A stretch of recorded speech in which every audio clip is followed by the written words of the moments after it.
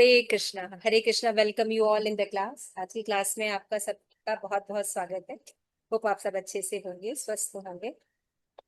आज बहुत ही auspicious day है। आज गंगा दशहरा है। आज के दिन गंगा माँ का प्राकट्य हुआ था भागीरथ के द्वारा। और गंगा माता का भी आविर्भाव दिवस है। और बलदेव विद्याभूषण जो हमारे अ, वैष्णव परंपरा में बहुत बड़े आचार्य हैं, जिनकी टीकाएं हम पढ़ते हैं, है ना, उनका आज डिसअपीयरेंस डे है। तो अभी 2 दिन बाद पांडव निर्जला एकादशी रहेगी। तो आप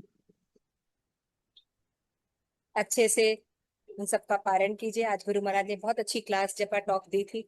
उसमें बहुत अच्छे से निर्देश दिया और कितना सुंदर बताया कि एकादशी का मतलब क्या होता है। फास्टिंग नहीं, fasting for Maya and feasting for Krishna. So, हम लोगों को खूब अच्छे से फीस्ट करना है।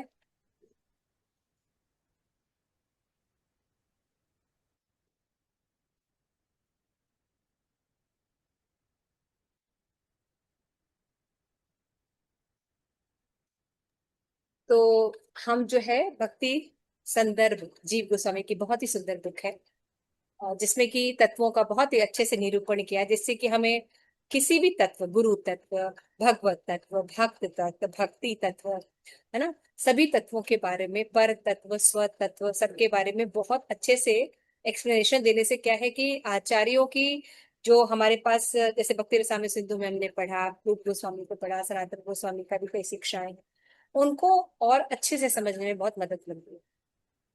तो अभी जैसे कि उस सीरीज से अनुच्छेद जो है 203 4 अभी हमने पढ़ा, उसमें गुरु के तत्व के बारे में बहुत अच्छे से निरूपण चल रहा है। तो गुरु तत्व के बारे में ये था कि गुरु जो है, जीव गोस्वामी बताते हैं 3 प्रकार के होते हैं, है ना। उन्होंने बताया था श्रवण गुरु भी होते हैं, शिक्षा गुरु होते हैं, दीक्षा गुरु होते हैं। और हमने भी बहुत पहले पढ़ा हुआ है कि हाँ, दीक्षा गुरु होते हैं, शिक्षा गुरु होते हैं, पथ निर्देशक गुरु हम लोग ने पढ़ा, है ना। लेकिन जीव गोस्वामी यहाँ पे श्रवण गुरु के बारे में बताया कि हम जिनसे श्रवण करते हैं वो भी गुरु होते हैं। तो हमने देखा था कि श्रवण गुरु जो होते हैं वो 2 प्रकार के होते हैं। एक होते हैं विचार प्रधान और दूसरे होते हैं रुचि प्रधान, है ना। इसको हम देखेंगे। तो विचार प्रधान जो गुरु होते हैं, जिनसे हम श्रवण करते हैं, वो सिद्धांत को बहुत अच्छे से बताते हैं, जिससे कि जीव जो है, वो मनुष्य जो है, जन्म मृत्यु जरा व्याधि जो उसका दुख है उसको देख सकता है, अनर्थ निवृत्ति कर सकता है और भगवत धाम जा सकता है, जैसे कि रामानुज संप्रदाय है ना। ये बहुत, तो ये सब में क्या होता है, विचार प्रधान में रूल्स एंड रेगुलेशंस को बहुत अच्छे से, बहुत दृढ़ता से पालन किया जाता है ना।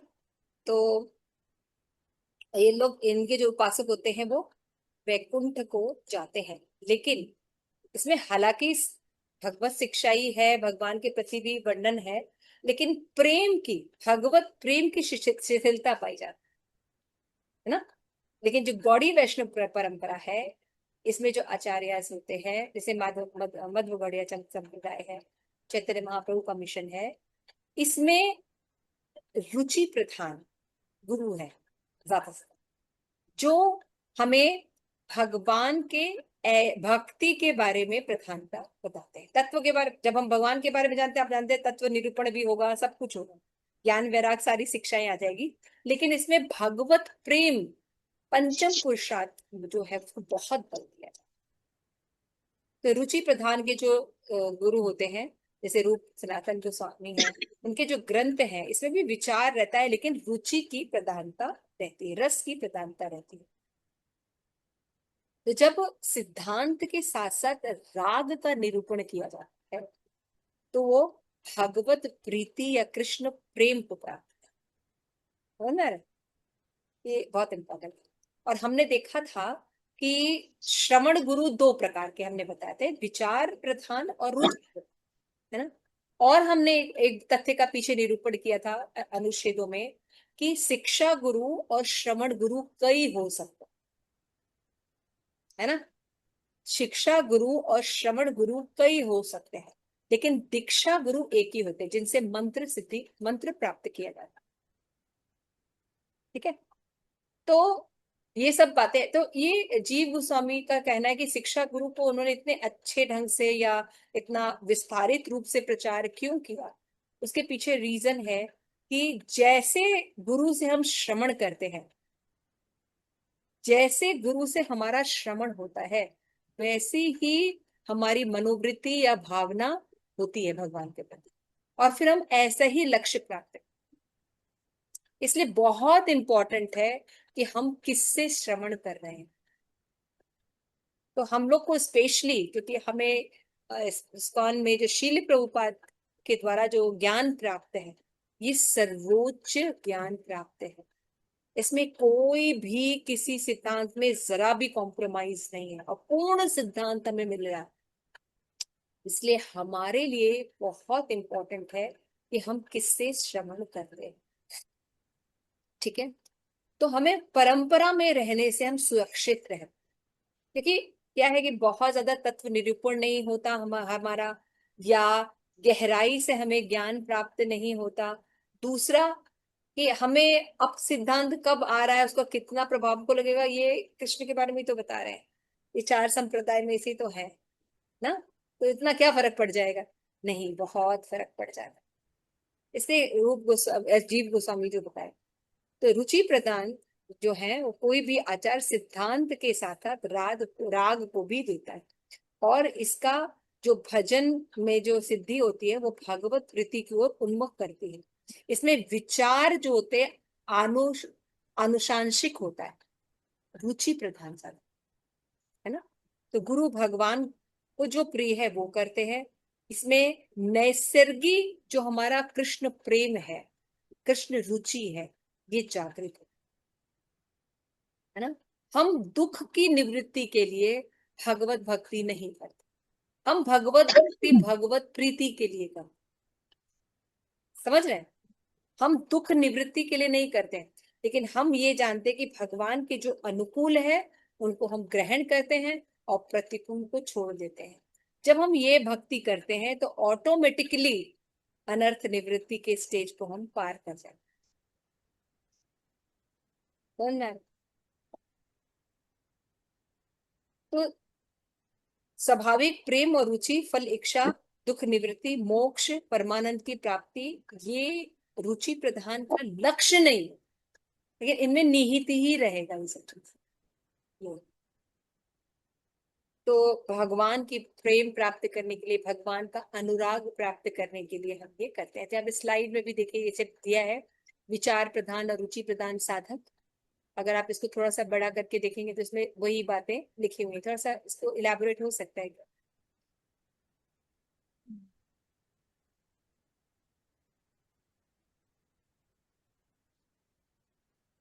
तो आप पढ़ पाएंगे,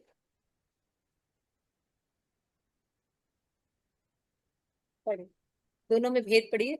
ऊपर ऊपर भी लिखा है, नीचे भी। विचार प्रधान और रुचि प्रधान साधक, इसकी उत्पत्ति में भेद होता है, मतलब लक्ष्य प्राप्ति में भेद हो जाता है। हाँ, विचार प्रधान और रुचि प्रधान साधक, भक्ति में श्रद्धा की उत्पत्ति का भेद। विचार प्रधान साधकों में भजन की श्रद्धा उत्पत्ति का प्रकार वर्णन किया गया है। उनका साध्य होता है आध्यात्मिक दुख निवृत्ति निवृत्ति तथा परमानंद प्राप्ति। इसी दृष्टि से वे भगवत भजन में श्रद्धा युक्त होते हैं। किंतु रुचि प्रदान साधक किसी भी फल की ओर दृष्टि न रखकर भगवत प्रीति के लिए भजन में श्रद्धा युक्त होते हैं। विचार प्रधान भक्ति साधक तथा रुचि प्रधान भक्ति साधकों में ये भेद समझने योग्य है। कौन सा विचार नंबर पढ़ रहे हैं? एक मिनट माता जी, सॉरी, कौन सा नंबर पढ़ रहे हैं? ये पढ़ नहीं रहे मतलब, ये जो पैम्पलेट दिया हुआ है ना, उसको अच्छा पढ़ रहे हैं। ठीक है। ये आप लोग को फ्लैश शेयर भी किया गया था ना, अच्छा ग्रुप पे शेयर भी है। अच्छा ठीक विचार विचार प्रधान भक्ति साधक तथा रुचि प्रधान भक्ति साधकों में ये भेद समझने योग्य है। विचार प्रधान साधक लक्ष्य प्रेरित भक्ति, शास्त्र तर्क और विवेक से समझते हैं कि भजन से दुख निवृत्ति और परमानंद की प्राप्ति होती है। पहले लक्ष्य को निश्चित करते हैं, उस लक्ष्य की प्राप्ति के साधन रूप में भजन में श्रद्धा करते हैं। इनकी भक्ति का आधार विचार और ज्ञान है। रुचि प्रधान साधक प्रेम प्रेरित भक्ति विशेषताएं: किसी भी फल की इच्छा नहीं रखते, न दुख निवृत्ति की कामना, न मोक्ष की, न परमानंद की। केवल भगवान की प्रसन्नता और भगवत प्रीति ही इनका लक्ष्य होता है। प्रेम और स्वाभाविक रुचि के कारण भजन करते हैं। इनकी भक्ति का आधार प्रेम और अनुगत है। विचार प्रधान साधक इनकी श्रद्धा का कारण भजन के फल लाभ का ज्ञान। रुचि प्रधान साधक इनकी श्रद्धा का कारण भगवान के प्रति स्वाभाविक प्रेम और रुचि। संक्षेप में भेद: विचार प्रधान साधक पहले लक्ष्य दुख निवृत्ति एवं परमानंद को समझते हैं, फिर उस लक्ष्य की प्राप्ति के साधन में भजन में श्रद्धा करते हैं। रुचि प्रधान साधक किसी भी फल की अपेक्षा नहीं रखते, केवल भगवान के प्रति प्रेम और उनकी प्रसन्नता के लिए भजन करते हैं। अर्थात विचार प्रधान साधक की श्रद्धा भजन के फल के ज्ञान से उत्पन्न होती है, जबकि रुचि प्रधान साधक की श्रद्धा भगवान के प्रति स्वाभाविक प्रेम और रुचि से उत्पन्न होती है। एक ही बात जो मैंने अभी बताया उसी को बस लिखा है कि विचार प्रधान और रुचि प्रधान में, एक में सिद्धांत इंपॉर्टेंट होता है, प्रेम नहीं इतना इंपॉर्टेंट होता, लेकिन रुचि प्रधान में प्रेम राग इंपॉर्टेंट। ठीक है, तो इसको थोड़ा सा आप प्रेम पद्मावती थोड़ा रीड करेंगे। हाँ हाँ अनुच्छेद 205। ठीक। 205 अनुच्छेद। अब विचार प्रधान भक्ति साधकों की भजन श्रद्धा को दिखाते हैं। श्रीमद् भागवतम 4.21.31 और 32 में कहा गया है, जिनके चरणों की सेवा करने की निरंतर बढ़ती हुई अभिरुचि उनके चरण नख से निकली हुई गंगा की तरह संताप ताप तप्त तपस्वियों के समस्त जन्मों के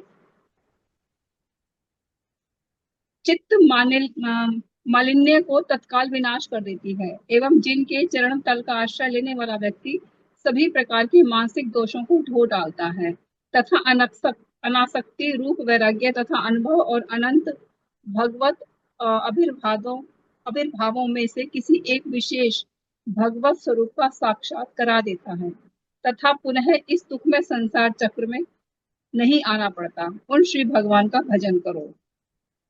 ये है यहाँ पर ठीक है, तपस्वी नाम शब्द का अर्थ है संसार ताप से तपे हुए जीव। इस दृष्टांत से श्री भगवान के चरण कमलों के संबंध की महिमा ही वर्णन की गई है। असंग शब्द से अन्यत्र अनासक्ति तथा विज्ञान विशेष शब्द से भगवान के नाना आविर्भावों में से कोई एक विशेष आविर्भाव स्वरूप ही अधिप्रेत है। उनके चरण कमलों का आश्रय लेकर विचार प्रधान साधक संसार दुख से मुक्त हो पाते हैं। गोपाल देखिए यहाँ पे श्रीमद् भागवतम का जो यहाँ पे जो श्लोक है श्रीमद् भागवतम का चौथे स्कंद का 21 चैप्टर के 31-32 श्लोक जो है वो श्लोक है, यद्पाद सेना रुचित तप तपस्वनी अशेष जतोचित फलः प्रिय सद्य क्षीणोत्म मेधि सत्तो यथा पदानुगुष्टि सुता सरितः। तो इस तरह हम देखते हैं इस श्लोक में क्या बताया गया, जिनके चरण कमलों की सेवा करने की निरंतर बढ़ती हुई अभिरुचि है ना, उनके चरण नख से निकली हुई गंगा की तरह संसार ताप तपस्वियों के तप और जन्म के चित्त मलिनता को तत्काल नष्ट कर देता है। देखिए यहाँ पे गंगा से भी, गंगा जो माँ की जो महिमा बताई जा रही है उसमें क्या बताया जा रहा है, वैष्णव ज्यादा इंपॉर्टेंट है गंगा से। क्यों? क्योंकि गंगार परश होइले पश्चाते पावन, तुम्हारे दर्शन पवित्र करो यही तुम्हारा, यही तुम्हारे गुण। और दूसरा हमने श्रीमद् भागवतम में क्या पढ़ा कि भाई जब गंगा मैया जब पृथ्वी पर आती हैं तो क्या उनको प्रॉब्लम रहती है, एक ही प्रॉब्लम रहती है कि जितने लोग आएंगे पाप धोएंगे और मेरे अंदर पार पे इकट्ठा हो जाएगा, तो मैं प्यूरिफाइड कैसे होंगी, है ना। तो उनको आश्वस्त करते हैं भगवान कि जब मेरे भक्त, मेरे शुद्ध वैष्णव भक्त आप में आके स्नान करेंगे तो आपका जो जो पाप है छूटा हुआ है, पर संचित पाप है वो भी दूर हो जाए। यानी वैष्णव चरण कमल ज्यादा इम्पोर्टेंट। इसीलिए जीव गोस्वामी ये बता रहे हैं कि जब हम जिस भी गुरु को ग्रहण करते हैं, हम जिनको सुनते हैं, है ना, जैसे हम संप्रदाय के बाहर भी लोग कहीं भी भागवत हो रहा हो तो हम सुनते हैं। कई लोगों के स्कॉन में भी हम देखते जाते हैं कि भगवान के बारे में तो बता रहे हैं, है ना। अभी एक हम प्रसंग देख रहे थे, उसमें क्लिप आ रहा था। तो एक महाराज है जो कि बहुत फेमस है। तो उनसे एक लड़की थी, वो पूछ रही थी कि लोग जो है सीता के बारे में तो थोड़ा बहुत जानते हैं, तो इसलिए वो बोलते हैं कि भाई आप जैसे कहते हैं सीता की तरह आचरण करना चाहिए तो हम बता पाते हैं, लेकिन लोग कहते हैं हम आपकी राधा से कैसे। तो वो बोलते हैं कि बोले तो मूर्ख हैं उन लोग, राधा तत्व को तो जानते नहीं है। राधा तत्व को जानना बहुत आवश्यक है ना। राधा रानी कोई अलग थोड़ी है, वो भगवान की ही है, भगवान का ही स्वरूप है। कैसे? जैसे हमारे शरीर और आत्मा में अंतर नहीं होता। आप अपनी आत्मा से विवाह कर सकते हैं? नहीं कर सकते, है ना। तो हमारे शरीर और आत्मा में अंतर नहीं होता। उसी तरह से भगवान की आत्मा है राधा रानी। मैंने तुरंत हरे कृष्णा बदल दिया। क्या गलत बोल रहे थे इसमें? राधा रानी भगवान की आत्मा नहीं है। आप बताइए प्रेम मंजरी मैम। माता जी, भगवान की आत्मा और शरीर नहीं होता है, एक ही होता है उनका, मतलब नहीं, ऐसे हाँ, आत्मा करके भगवान तो की अलग हो आत्मा और गया ना। शरीर में याद है वो अंतर नहीं चैतन्य है। चरितमृत की घटना? तो वह गुरु हाँ, जब महाराज जी ने उन्होंने बहुत भी अच्छे एक, से हाँ एक्सप्लेन एक, करे थे, याद है? उन्होंने मतलब रिजेक्ट बहुत कर पहले दिया था चर्चा भी उन्होंने। किए थे इसको, जी है जी। ना। कि जब भी कोई दार्शनिक या फिलोसफर आते थे चैतन्य महाप्रभु के समय, तो उनके जो उस समय सेक्रेटरी थे स्वरूप दामोदर, नहीं हाँ स्वरूप दामोदर ना, हाँ। तो वो जब वेरीफाई करते थे तब चैतन्य हम्म, महाप्रभु की बातों को सुनते थे। बड़े हाँ, बड़े हाँ, प्रयास करते सब लोग आया, और उन्होंने यही बात कही थी, सेम बात, कि राधा रानी जो है कृष्ण की आत्मा। और सारे भक्त कहे वाह वाह कितनी बढ़िया बात है, बिल्कुल है, राधा रानी तो कृष्ण की आत्मा। लेकिन जब स्वरूप दामोदर जी के पास गए तो उन्होंने उनकी कॉपी ली और डस्टबिन में डाल दी। ये हम्म, बकवास सिद्धांत है। उनको बड़ी हो गई, ऐसा कैसे? सब वैष्णव को भी लगा कि भाई इतना बढ़िया बोल रहे हैं, इतना अच्छा तो बता रहे हैं, है ना। लेकिन बात समझने की होगी, जो विशेष आचार्य होते हैं, जो गुरुजन होते हैं, परंपरा से जिनको ज्ञान होता है, तो उनको पता होता है कि छोटी छोटी बातें कैसे मायावाद को जन्म देती हैं। अगर हम भगवान को अपने जैसा मान रहे हैं कि भगवान का शरीर है और आत्मा है, यानी हम हम्म, भगवान को क्या कर दिए? अपने जैसा बना दिए। हाँ, मायावाद सिद्धांत हो गया। बिल्कुल। मायावादी भाष्य सुन ले, होए वे पहले से सर्वनाश। क्यों क्यों सर्वनाश होता है? क्योंकि भगवान के स्वरूप को ठीक से निरूपण नहीं कर रहे। हम्म, तो भगवत स्वरूप निरूपण नहीं होने से प्रॉब्लम क्या आएगी? हम खुद को भगवान मानने लगेंगे, और वही तो प्रॉब्लम है हमारी।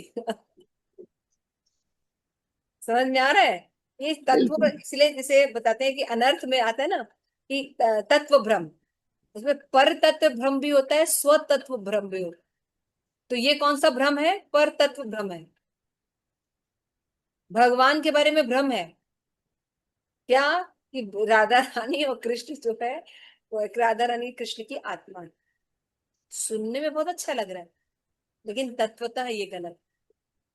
क्लियर हो रहा है? हाँ, भगवान में स्वयं, भगवान और राधा रानी में कोई अंतर नहीं है, भगवान से ही प्रकट है। भगवान अपना रसास्वादन बढ़ाने के लिए राधा रानी के रूप में है। जैसे जैसे श्रील प्रभुपाद कहते हैं कि कृष्ण और बलराम में कोई अंतर, केवल कलर भेद है। हाँ, चरिता में तुम्हें भी यही कहा है ना। तो ये सब चीजों को हमें बहुत समझना होगा कि भगवान एक आत्म माया होता है, एक होता है विनांश होता है, एक होता है स्वांश होता है, ऐसे अलग अलग तरीके से भगवान का शक्तियां होती विस्तार। हम्म, हैं। तो इसको ठीक से पढ़ना चाहिए। पढ़ने पर अब देखिए कितनी छोटी सी बात है ना। हम्म, तो इसलिए भारत में विशेषतः स्पेशली ध्यान रखना चाहिए। हम लोग जो थोड़ा बहुत बचे हुए हैं, इसीलिए थोड़ा बहुत बचे हुए हैं कि हम लोग श्रवण थोड़ा अपने संप्रदाय में कर, नहीं, बिल्कुल। इसी से थोड़ा प्रभुपाद की बच्चे। वजह से हाँ, बचे।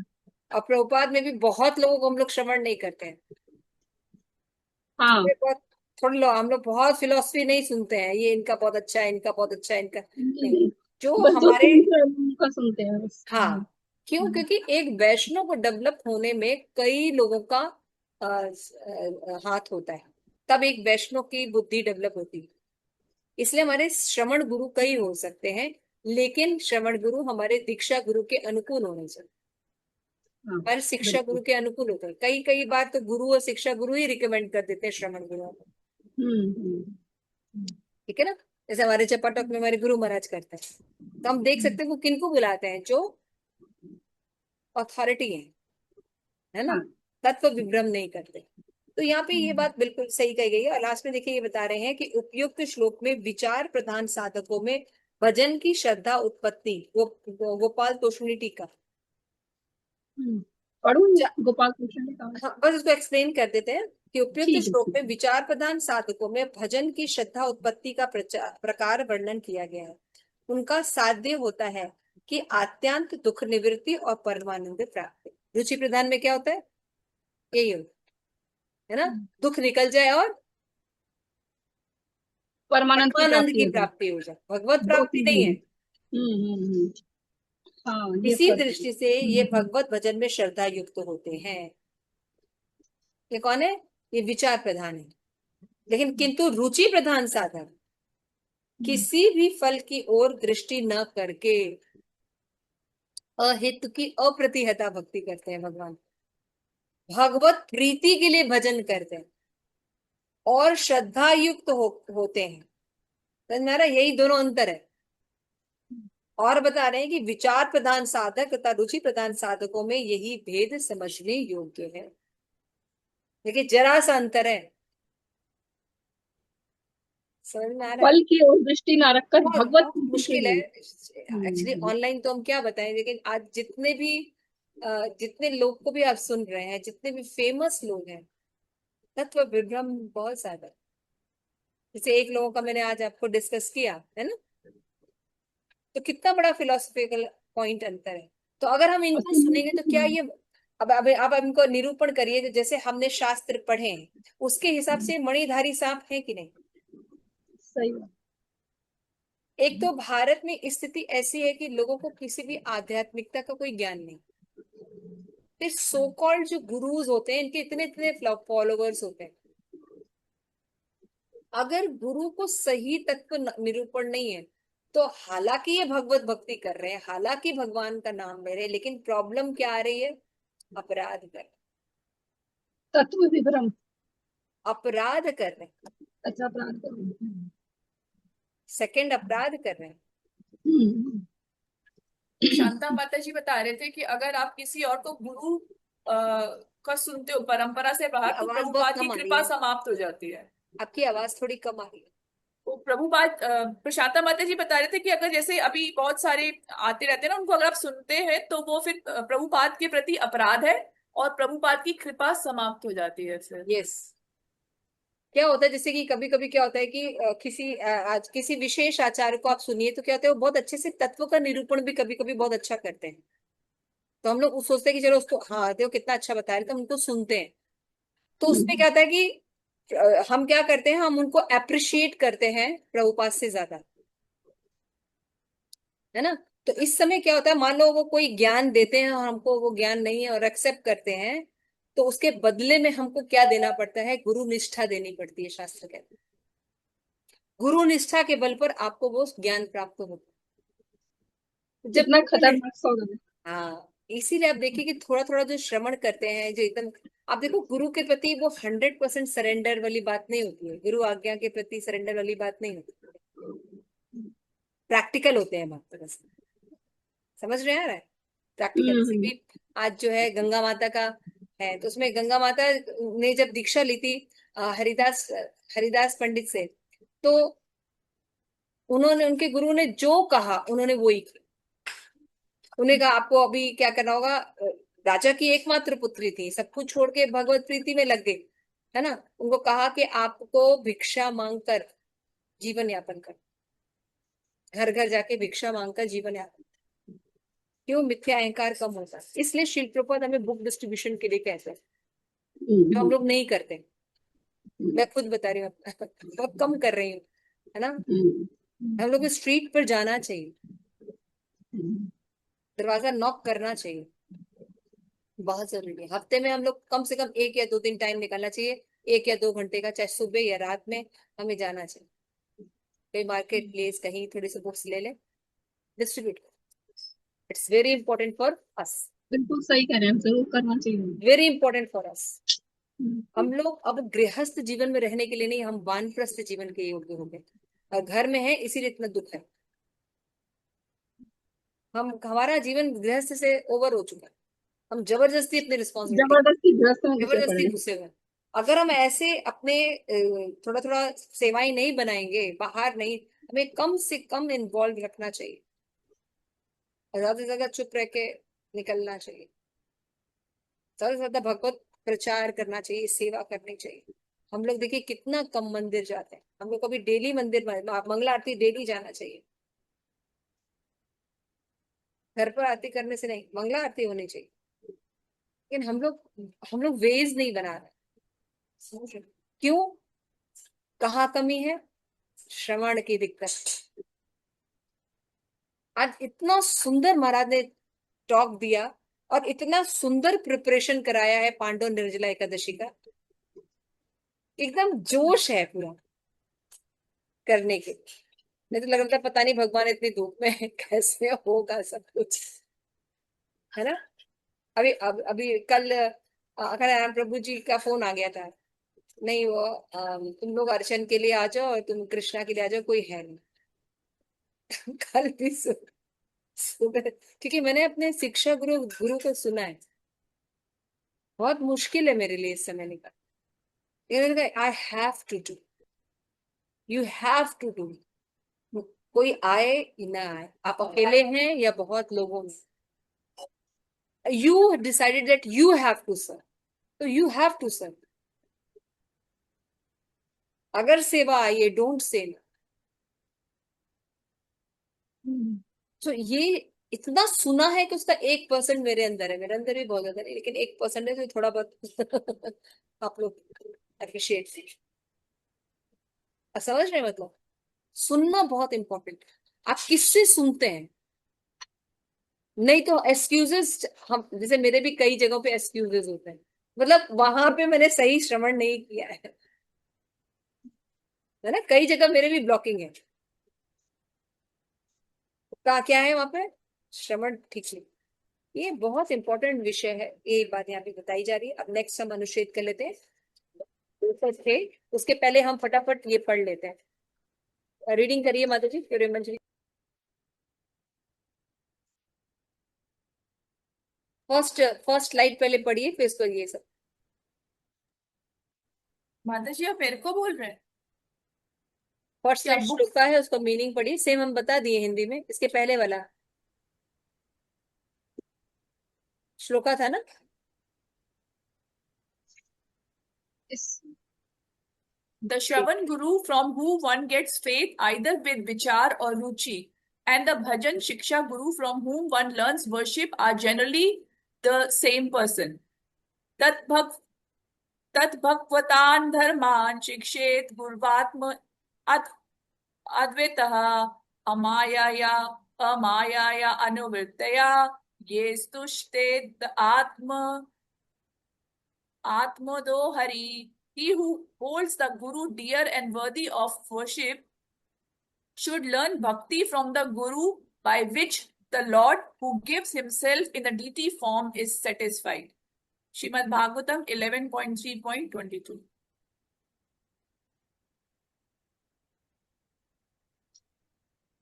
ठीक है, नेक्स्ट।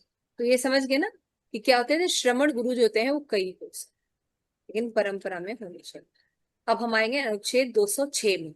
तो 206 में जो है उसी उसी श्रृंखला को आगे लेके चल रहे हैं कि अब श्रवण गुरु तथा भजन शिक्षा गुरु की प्राय एकता, यानी श्रवण गुरु तथा भजन शिक्षा गुरु एक ही होता है, इसे दिखाते हैं।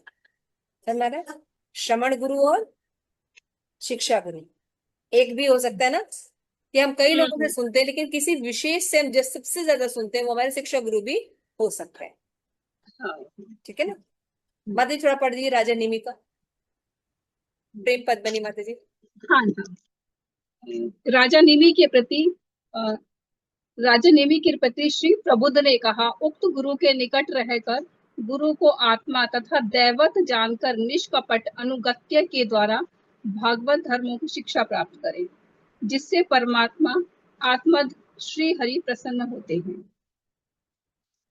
श्रीमद् भागवतम 11.3.21 के तस्माद गुरु प्रपद्येत इत्यादि में श्रवण गुरु का निर्देश दिया गया है। उस श्रवण गुरु को आत्मा अर्थात जीवन स्वरूप प्रियतम तथा दैवत अर्थात अपना इष्ट देव मानना चाहिए। अमायया अर्थात निर्तभ्य होकर अनुवृत्या अर्थात उसका अनुगत्य करते हुए भागवत धर्मों की अर्थात भजन की शिक्षा ग्रहण करनी चाहिए।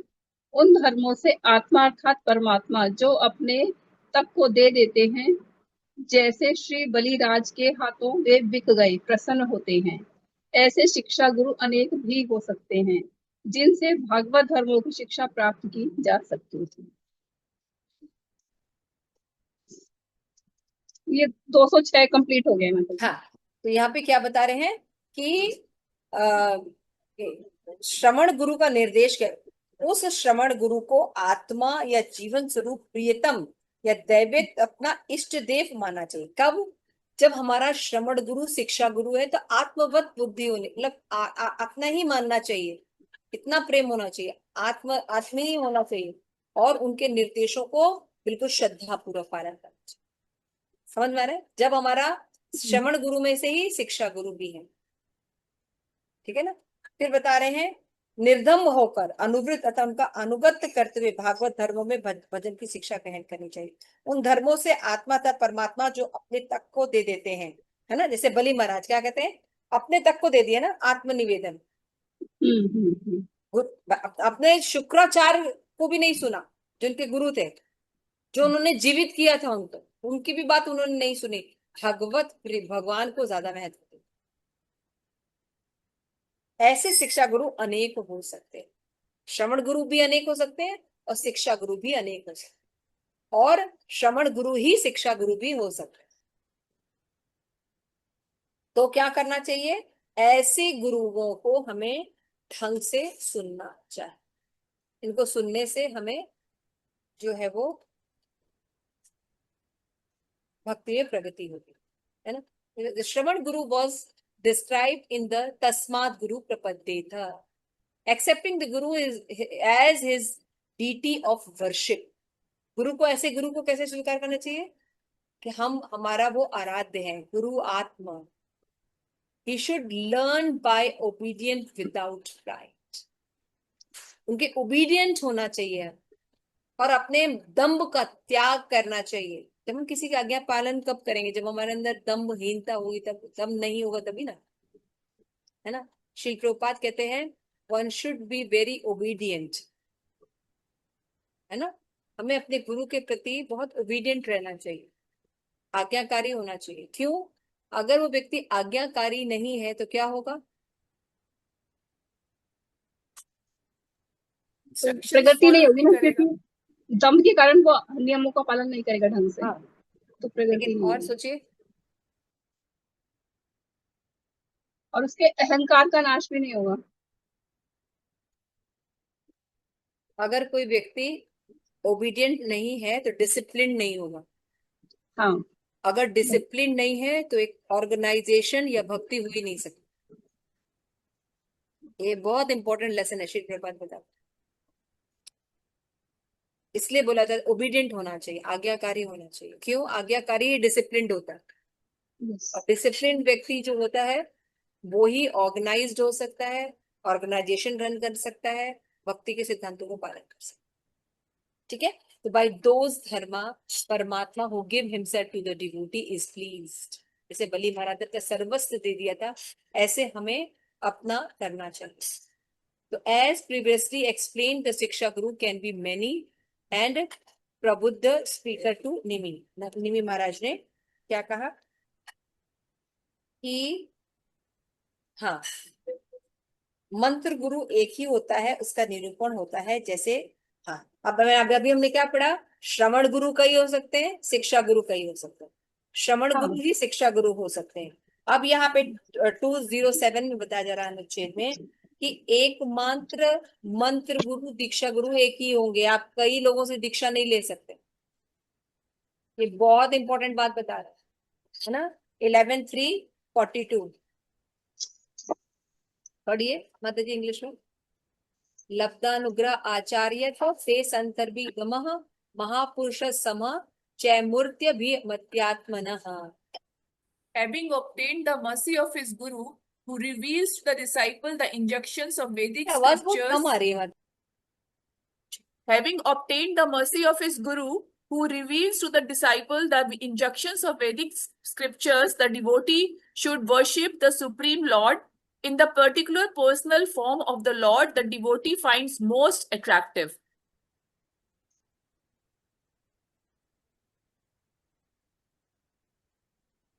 माता जी आप म्यूट पे हैं।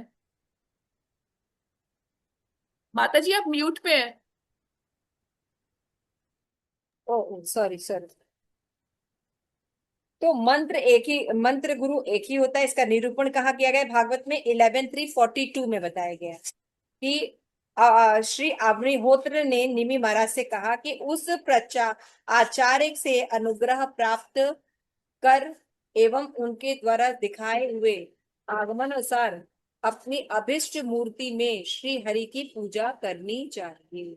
अभिष्ट मूर्ति में श्री हरि की पूजा करनी चाहिए। ये 42। हाँ 11:3:42 में कहा गया। 48 एक्चुअली ना माता जी वहां पे प्रिंट है। अच्छा 43 है। अच्छा 48 है। 48 है। 48 है। अच्छा उसमें नहीं 42 अभी थी। जो मैंने पढ़ा वो 11:3:42 है अच्छा ना। आपने अभी इसके बाद आएगा कि श्री गुरुदेव के अनुग्रह अर्थात मंत्र दीक्षा रूप अनुग्रह प्राप्त कर आगमन अनुसार अर्थात मंत्र विधि शास्त्र अपने इष्ट देव की पूजा करनी चाहिए। इस श्लोक में श्री गुरु का एकत्व सिद्ध होता है। इसका एकत्व सिद्ध होता है मतलब दीक्षा गुरु एक ही होना चाहिए, ये बताया गया है, और उसका पूरी निष्ठा के साथ पालन करना चाहिए। उनके जो आज्ञा होती, उनके जो आदेश होते हैं, अब वो एक ही होता है। हाँ? लेकिन ब्रह्म वैवर्त पुराण में बताया गया है कि अवैष्णव पविष्ठेन मंत्रेण निरय व्रजेत पुनश्च विधिनाम सम्यक ग्राहेत वैष्णवात्। जिसका ज्ञान कलुषित है एवं जिसने गौरात्म प्रकाशित की है, गुरु त्यागने से पहले ही उसको श्री हरि का ही त्याग किया है। अगर किसी भी तरीके से हम अपनी दीक्षा गुरु को मंत्र गुरु को जिन्होंने मंत्र दिया है, दीक्षा गुरु है, उनका हम त्याग करते हैं तो भगवान उसका त्याग कर देते। बताइए, जब भगवान ही त्याग कर दिए तो हम इसे गुरु बनाते समय बहुत इंपॉर्टेंट है।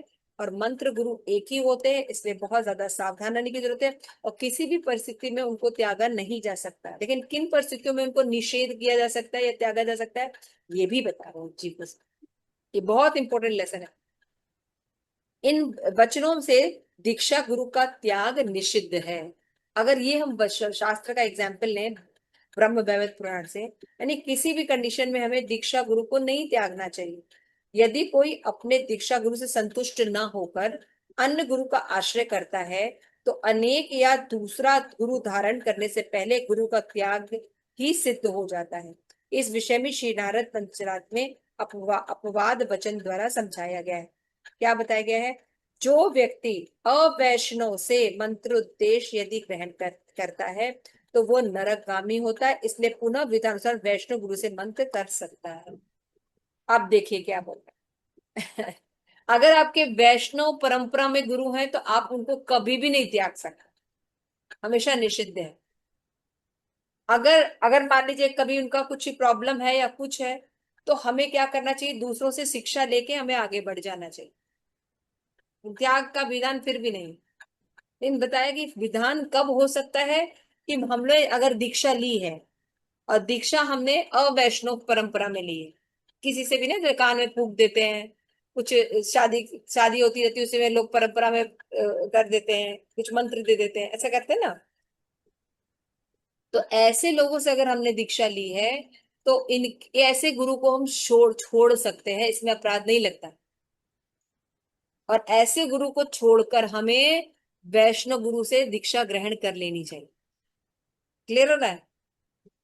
तो बहुत हाँ। इंपॉर्टेंट बात है, तो उन्होंने इसलिए। फिर वो भक्ति विनोद ठाकुर का एग्जाम्पल भी दिया था ना, कि हाँ, भक्ति विनोद भक्ति ठाकुर ठाकुर का के एग्जाम्पल दिया था। जो दीक्षा गुरु थे वो नियमों का पालन ज्यादा अच्छे से नहीं करते थे, तो फिर उन्होंने शिक्षा गुरु विपिन के रूप बिहारी। में विपिन बिहारी जो थे, और फिर उन्होंने शिक्षा गुरु के रूप में जगन्नाथ दास बाबा जी से मतलब जो है उनको गुरु माना। तो ऐसा कर सकते हैं, मतलब हम बहुत रेयर, मतलब हमें किसी भी कंडीशन में अपने दीक्षा गुरु का त्याग नहीं करना। नहीं करना। लेकिन एक कंडीशन में कर सकते हैं कि अगर वो अवैष्णव रहे हैं, परंपरा से नहीं है, ऐसे ही बस अंधविश्वास या कुछ भी ऐसे करके हमें हम गुरु मिल गुरु शब्द आ गया है, तो और हमें अपॉर्चुनिटी मिले कि किसी वैष्णव के थ्रू हम चले जाएं, वैष्णव गुरु को मिल जाए हमें, तो हमें उन अपॉर्चुनिटी को ले लेना चाहिए, इसमें पाप नहीं लगता।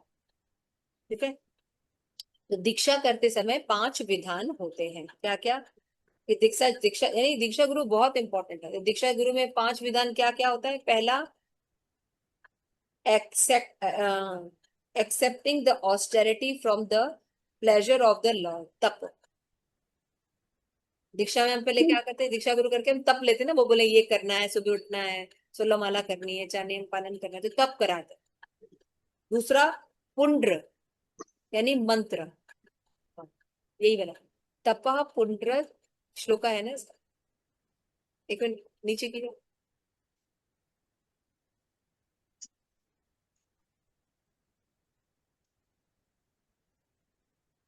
तापः पुंड्रः पुंड्रस्य यथा नाम मंत्रो यागस्य पंचमम अमी ही पंच संस्कारः परमे कांतिके हेतवः। क्या बता रहे हैं?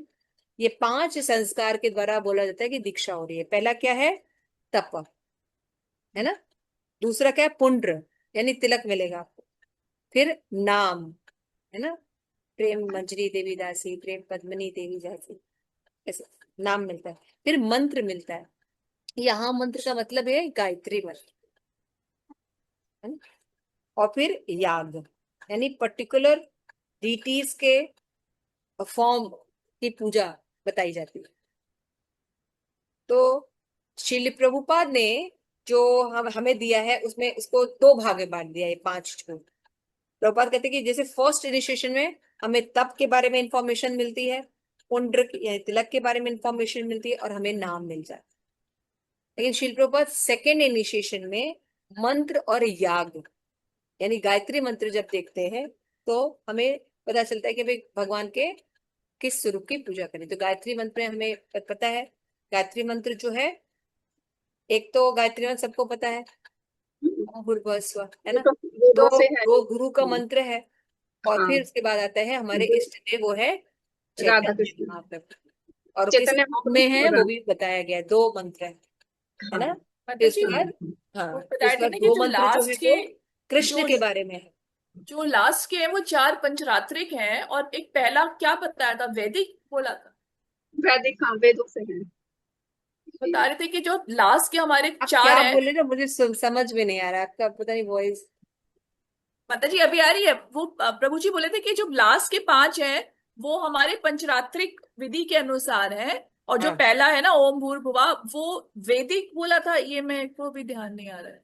नहीं नहीं, उन्होंने ये बताया था कि जो हमारा जनरली लोग गायत्री दीक्षा लेते हैं तो फर्स्ट वाला जो ओम भूर्भुवः है वो दीक्षा होती है ना।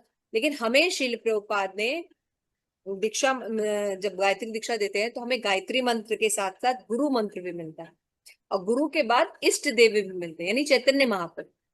और चैतन्य चैतन्य महाप्रभु भी कौन से फॉर्म में होते हैं बताइए? विशंभर। विशंभर के रूप में होता है ना।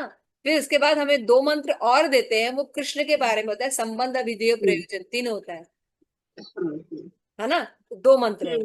और फिर क्या बोलते हैं लास्ट में? ऐसे ऐसे मतलब तुम अनन्य जो भगवान थे, गोपीजन राधा वल्लभ रानी की प्रभु। शरण में, हाँ, राधा रानी की सेवा हमें प्रदान। लास्ट वाला, तो दो जो मंत्र होते हैं वो कृष्णा के हैं, दो चैतन्य महाप्रभु के हैं, दो गुरु के हैं, और एक गायत्री होता है।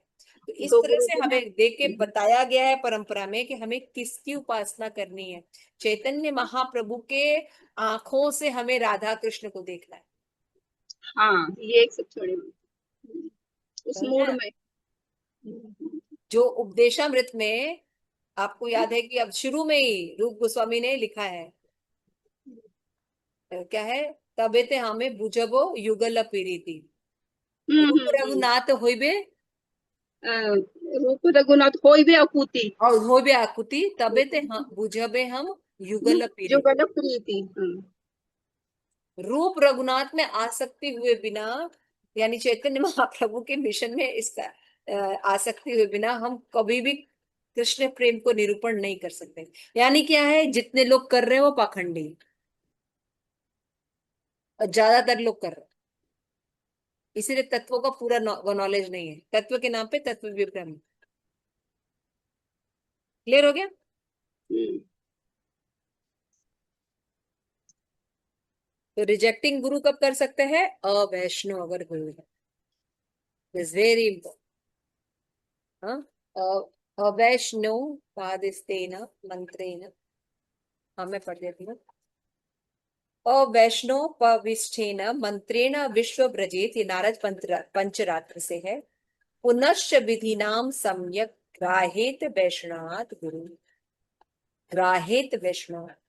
अगर अवैष्णव गुरु है तो हम हेल में जाए, इसलिए हम उन गुरु को छोड़ सकते हैं अगर हमें अपॉर्चुनिटी है किसी वैष्णव गुरु के साथ मंत्र ले, यहाँ पाप नहीं लगता। लेकिन अगर कोई वैष्णव गुरु है, परंपरा में है, किसी भी अवस्था में हम उनका निषेध करते हैं, तो उनके निषेध, हम जब निषेध करें उसके पहले ही भगवान हमारा त्याग करते हैं। ठीक है?